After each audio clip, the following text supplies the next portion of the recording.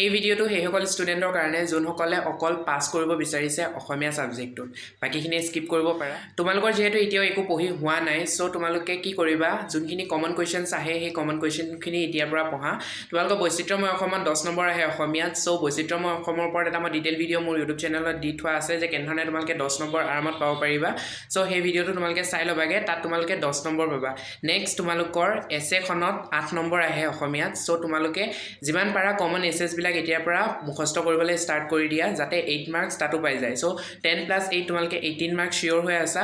grammar আহে তোমালোকৰ 10 number ক গ্ৰুপত মানে গ্ৰুপ 8 সো সেই 10 নম্বৰ গ্ৰামাৰ কি আহে হেতুৰ ওপৰতো মই ভিডিঅ' অলৰেডি দিয়া আছে তোমালোকে চেক আউট কৰিব পাৰা সো তাত তোমালোকে 10 মাৰ্কছ পাবা একদম ইজি গ্ৰামাৰ আহে সো তোমালোকৰ 28 মাৰ্কছ অলৰেডি হৈয়ে আছে 5 মাৰ্ক 30 লগতে তোমালোকে কি কৰিবা ছন্দ তোমালোকৰ 4 মাৰ্কছৰ কাৰণে আহে কি ছন্দ আহে কেনেকৈ আহে অলৰেডি মই কৈ থৈছো সো তোমালোকে ছন্দও যদি পঢ়ি থোৱা 4 মাৰ্কছ তেন্তে তোমালোকৰ 32 মাৰ্কছ অলৰেডি লক হৈয়ে আছে বাকি শৰ্ট কুৱেশ্চনবিলাক যদি তোমালোকে পঢ়া আৰু